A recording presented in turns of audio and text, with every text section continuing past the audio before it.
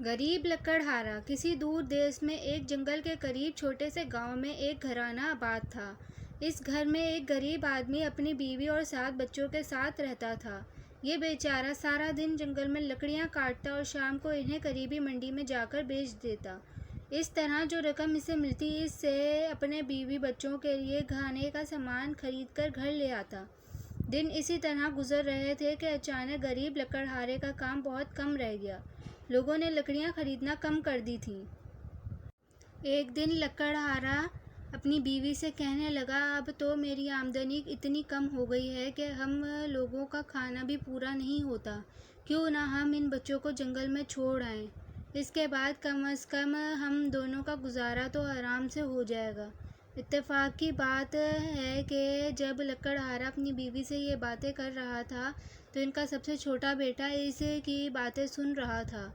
लकड़हारे के इस बेटे का कद बहुत ही छोटा था और वो सब प्यार से इसको छोटू के नाम से पुकारा करते थे। छोटू अपने अम्मी अब्बू की बातें सुनकर बाहर आया और छोटी छोटी कंकड़ियाँ उठाकर अपनी जेबों में भर ली। दूसरे दिन सुबह लकड़हारे की बीवी ने बच्चों को उठाया और कहा, बच्चों, आज हम सब जंगल में लकड़ियाँ काटने जाएंगे। सब बच्चे जल्दी जल्दी उठकर तैयार हुए और जंगल की तरफ चल दिए। छोटू सबसे पीछे चला आ रहा था। इसने रास्ते में छोटी छोटी कंकड़ियाँ जेब से निकालकर गिरानी शुरू कर दी। जंगल में काफ़ी दूर पहुंचकर लकड़हारे की बीवी ने बच्चों से कहा, तुम यहाँ लकड़ियाँ जमा करो, हम आगे से लकड़ियाँ काट कर कुछ देर बाद वापस आ जाएंगे। फिर लकड़हारा और इसकी बीवी वहाँ से चले गए। इन्हें काफ़ी वक्त गुजर गया तो बच्चों को फिक्र होने लगी, लेकिन लकड़हारा और इसकी बीवी शाम तक भी वापस न आए। तो बच्चों ने सोचा, अब हम घर वापस कैसे जाएंगे। छोटू बोला, कोई बात नहीं, मैं तुम लोगों को वापस ले जाऊंगा, तुम सब मेरे पीछे पीछे आओ। ये कहकर छोटू वापस मुड़ा और कंकड़ियों को देखते हुए घर की तरफ चल पड़ा। इस तरह कुछ ही देर बाद वो सब अपने घर पहुंच गए। लकड़हारे ने लकड़ियां फरोख्त की और खाने के लिए कुछ ज़रूरी चीज़ें और एक डबल रोटी खरीद कर घर आ गया।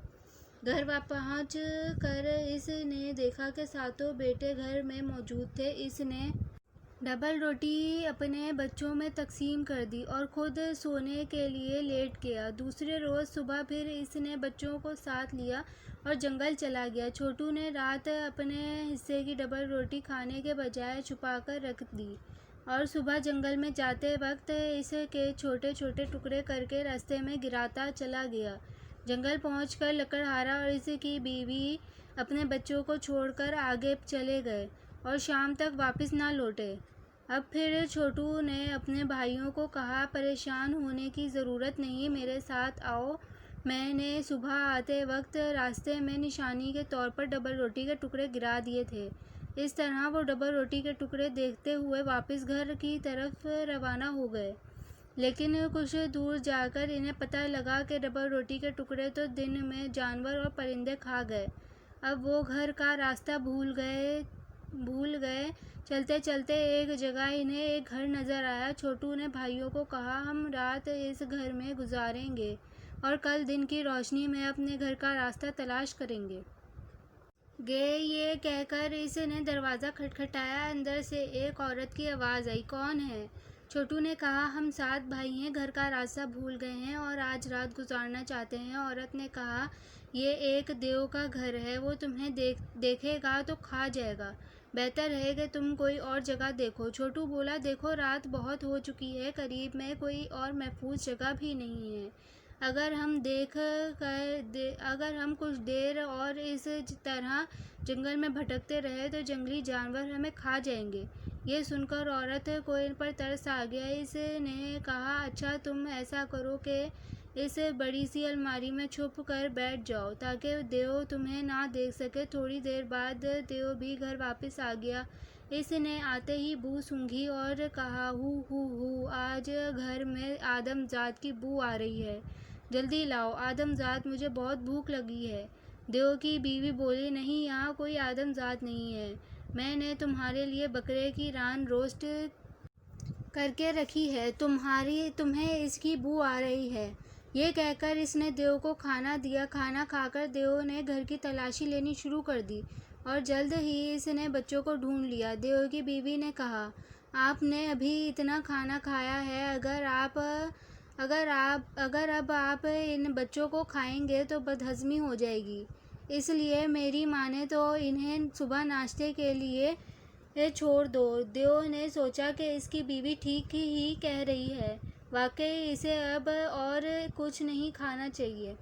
इसने अपनी बीवी से कहा, ऐसा करो, इन बच्चों को मेरी बेटियों के बेडरूम में सुला दो। सातों भाई जब लड़कियों के बेडरूम में पहुंचे तो इन्होंने देखा कि वहां 7 लड़कियां एक बेडरूम में बेड पर सो रही थीं। इन्होंने अपने सर से टोपियां उतारी और इन लड़कियों के सर पर रख दी, और इन लड़कियों के सर से रुमाल उतारकर अपने सर पर रखकर सो गए। आधी रात के बाद देव उठा और अब इससे और सब्र नहीं हो रहा था। वो बच्चों के बेडरूम में पहुंचा और एक बड़े से चाकू से सातों भाइयों को बारी बारी ज़िबा कर दिया। लेकिन ये क्या, ये बच्चे वो तो नहीं थे जिनको इसने ज़िबा करना था, बल्कि ये तो इसकी अपनी बेटियां थीं। देव इन बच्चों के सर पर टोपियों से धोखा खा गया था। दूसरी तरफ छोटू ने अपने भाइयों को जगाया और कहा, जल्दी करो, यहाँ से भाग चलो, वरना देव हमें मार डालेगा। ये सुनकर सब जल्दी से वहाँ से निकल भागे। देव ने इन बच्चों को भागते देखा तो वो इनको पकड़ने के लिए पीछे आया, लेकिन कुछ ही दूर आगे जाकर ये सातों भाई एक चट्टान के पीछे छुप गए। देव ने काफ़ी कोशिश की, लेकिन वो इन्हें ना पकड़ सका और मायूस होकर वापस चला गया। देव की वापस जाने के बाद सब भाई चट्टान के नीचे से निकले और घर का रास्ता तलाश करने लगे। आखिर थोड़ी सी तगो-दो के बाद इन्हें अपना घर मिल गया। घर पहुंचकर छोटू ने अपने जेबों से सोने की डलियां निकाल कर अपने अम्मी और अब्बू को दी। ये देखकर वो सब बहुत हैरान हुए। छोटू ने बताया, दरअसल देव के घर में मुझे ये सोना नज़र आया तो मौका पाकर मैंने अपनी जेबें भर लीं। अब हम ज़िंदगी भर ऐश करेंगे और कभी भूखे नहीं रहेंगे।